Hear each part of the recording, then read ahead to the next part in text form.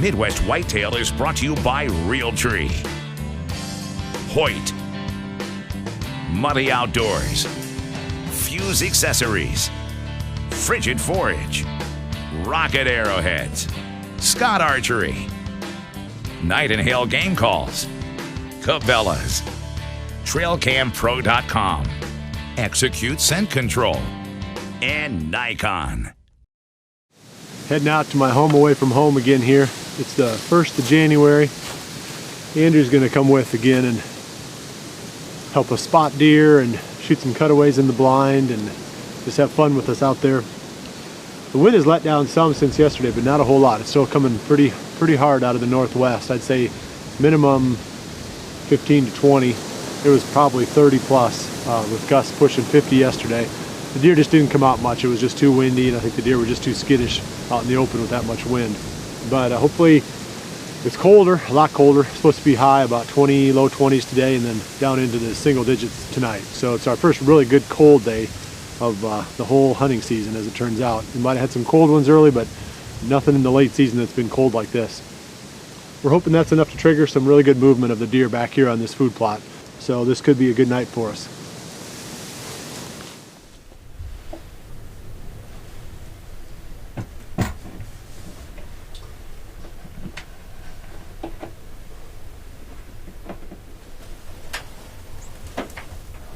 First night we were in here, there was like 25, wasn't there? Yeah.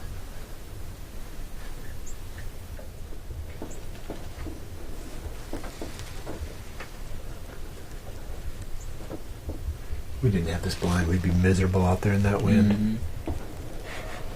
Aren't you glad that we have it? Mm-hmm. See the buck. Lean over that way.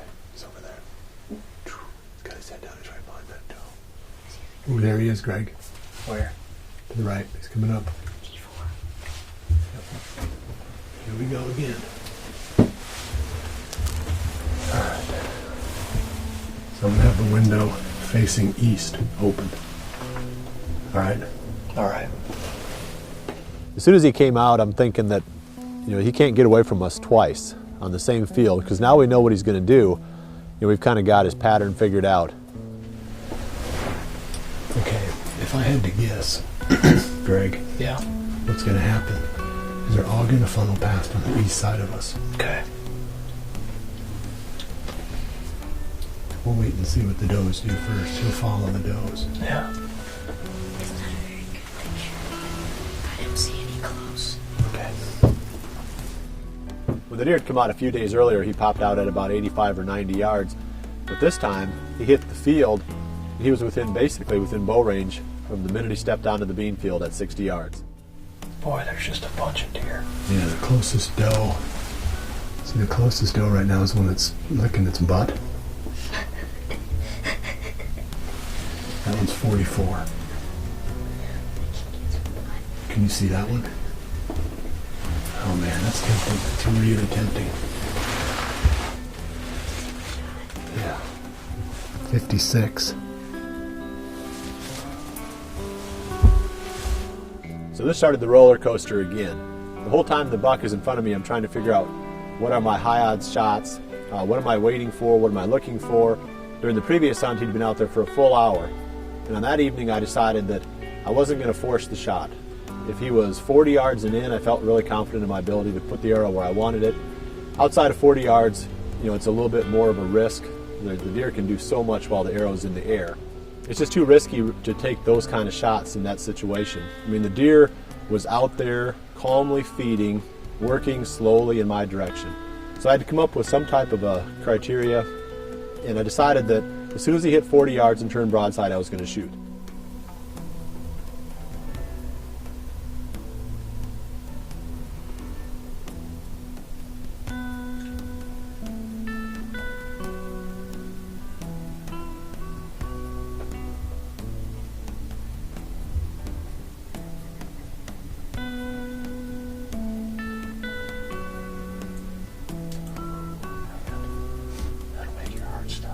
Yeah. God. He stared at us. He said, doesn't that make your heart stop? Oh, I think it does. Well, Otherwise it probably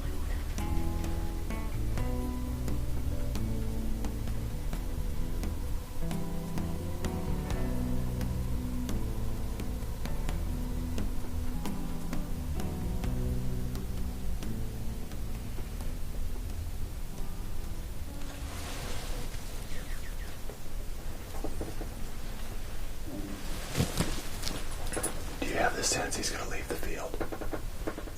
Because that's a pretty high odds shot right there. Yeah. So the buck is out in front of me now, and at one point he gives me a quartering away shot at 54 yards. And I considered it, but the deer was only at that angle for just a few seconds, and then he turned and started hitting straight away from me. And I was a little bit afraid at this point that the buck was actually leaving the field. You know, he didn't show any real alarm or anything like that, so in the back of my mind I'm thinking he's probably just going over into the corner of the field for some reason and should come back. But you don't know that. You know, your heart kind of sinks when you see the deer turn and start walking away from you. Well, I guess that made up my decision for me. Yep.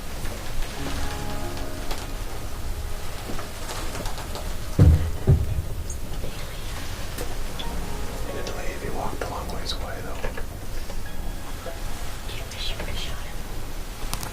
I don't think he's leaving. I think he's just checking out that doe.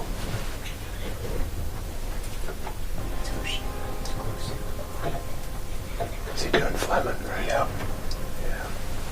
He's checking out that doe. See if she's in heat. He went back into the corner of the food plot and smelled a spot where a doe had urinated, and he lifted his nose up and did what's called Fleming, which was really cool to see. And then right away, he must have determined that the doe wasn't an estrus, and turned around and started working his way back toward me again. So this began the slow process where the buck is head on, probably for the next half an hour, working his way slowly, slowly, slowly straight toward the blind. Probably 60, 62. I've got to sit down.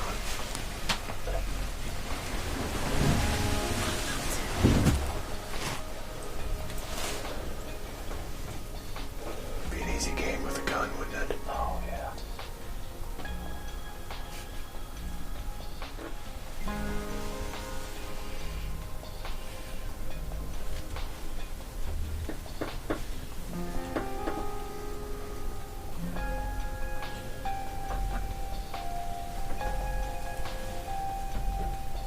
So the whole time the deer is working his way in, you know, I don't want to have my face pressed to the window because I've got, you know, the fear that the deer can see me in there.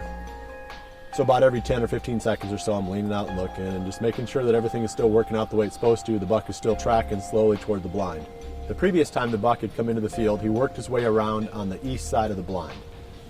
And that's when he got away from us. You know, he picked his head up and started walking, and he went around on the east side. So here he is again, and I'm thinking he's going to do the same thing. I'm facing out the north end of the blind. There's 3 windows on that side of the blind. I've got the one farthest to the east open, figuring that as this buck is coming toward me, at some point he's going to peel off and go across the face of the blind, just as he did the time before, go around to the east side. The buck is 37 yards away now, and he's still working toward the blind. I just know in the back of my mind that this buck is going to cut across the face of the blind and head to my right and give me this perfect shot. So everything's working out just perfect until the buck decided that the script that he followed the previous time on this field isn't the same one that he's going to follow this time. And without any warning at all, he picks his head up and heads west to my left. So that starts the panic of opening windows.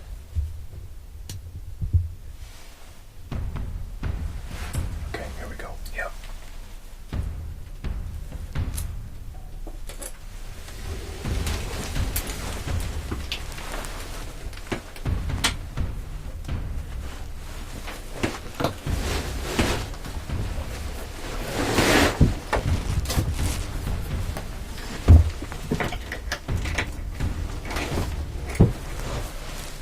You on him? Yes.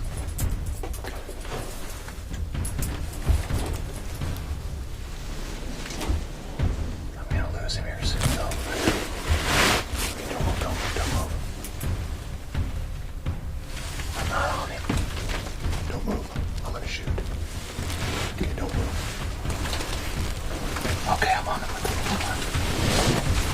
I'm on him. Okay.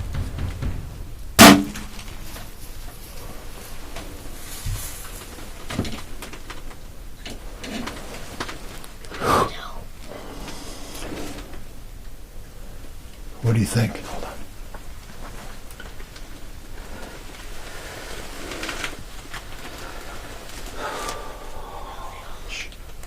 What do you think, Greg?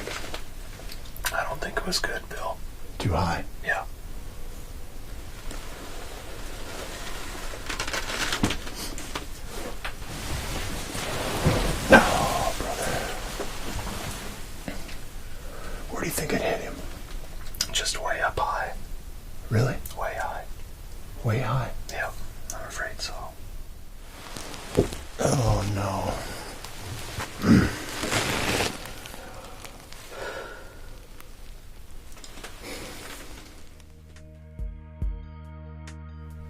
just as soon as I shot, I knew that the deer had moved and I knew the arrow hit high, but it was hard for me to tell in all the excitement exactly where the arrow had hit. So we went back and pulled up the whole sequence on the camera and studied it. And the arrow caught him way high. The arrow actually caught him above the shoulder and above the spine. You know, as we look back on it and really slow things down and study it, you can see there's really nothing there but just some meat. You know, and it just scoots right through there. You know, a couple inches lower, it would have caught spine. You know, it would have been miraculous luck, but you know, I would have been happy to take it at that moment. And it never once registered in my mind that this deer might do anything while the arrow was in the air. I never even considered that this buck might drop or that he might be on the alert. You know, he's not even really looking at the blind. He's looking past the blind. He's walking by the blind fairly slowly. I just guessed him at 30, brought the 30-yard pin in, triggered the shot. You know, in hindsight, I guess there were enough warning signals that I should have considered on this deer, because if you go back to the previous encounter, when I made that grunting sound to try to stop him, he actually bolted. So that should have told me right there if I'd have been thinking. Of course, I wasn't thinking clearly at this moment because there's too much going on. But you know, that should have been a good warning that he wasn't going to be too forgiving of any noises coming from the blind. So just about everybody from the office came out Tuesday morning. There were 6 of us. And first thing we did was took up the trail of the deer. And we didn't get very far on that, actually. We were able to track him probably a little bit further than I thought we would even, but we only got about maybe 100 yards on blood. So there was just a drop here, and then, you know, 5-10 yards, there'd be another drop. And that's as far as we got on him. And then after that, it was just a foot search, you know, just a body search. And we spent 4 hours, 6 people for 4 hours looking for this buck. So that's 24 man hours. We covered a lot of ground. We didn't find any sign that would indicate, you know, that a deer had ever bedded down any place and left any blood. There was just no sign of any kind of damage to this deer. So we're really confident that the arrow didn't kill the deer. I mean, it's, you know, we don't know that an infection won't eventually, you know, claim this deer. It's unlikely that it will, but we don't know for a fact that it won't. But we know for a fact that the arrow didn't claim him. He should be there next year. We thought we were going to close the story on this buck on that hunt on Monday, but as it turns out, we just turned the page to the next chapter, unfortunately. So hopefully he's here. We're going to try him. You know, we'll stay after him. He's no matter what happens, we're going to try to find him. You know, shed antlers off the deer or whatever we find this winter, and then we'll go into next season with that buck being on the top of the hit list. Normally at this point I'd be saying I hope you enjoyed the show, but the disappointment from this hunt is still a little bit too raw for me. I guess I could say I hope you enjoyed the footage and I hope you enjoyed the story of this great buck. Like I've said before, we didn't close the story on this deer, but we definitely flipped the page to a new chapter. This is in fact the start of the next chapter. It's the 6th of January. I'm heading back into the blind again. We've got that northwest wind, and you know, crazier things have happened, I guess, than for this buck to show up on this field again this evening. We're going to give it a try. We're going to go in there and we're going to sit there and we're going to feel sorry for ourselves and all the things that went wrong last time we were there, and we're going to wait and see if he comes back out again. So we're not going to bring you that in today's episode. If anything happens one way or the other, good, bad, or indifferent, it'll have to wait until next week. So I appreciate you joining me, and I'm sorry that we couldn't bring you some kill photos of the double G4 buck. Sorrier than you probably believe, but it is part of the story. You know, we brought you this far, we couldn't leave you hanging, so we had to bring you the whole story of this deer and the hunt for this buck. We'll be back again next week with the next episode of Midwest Whitetail, and remember to always dream big.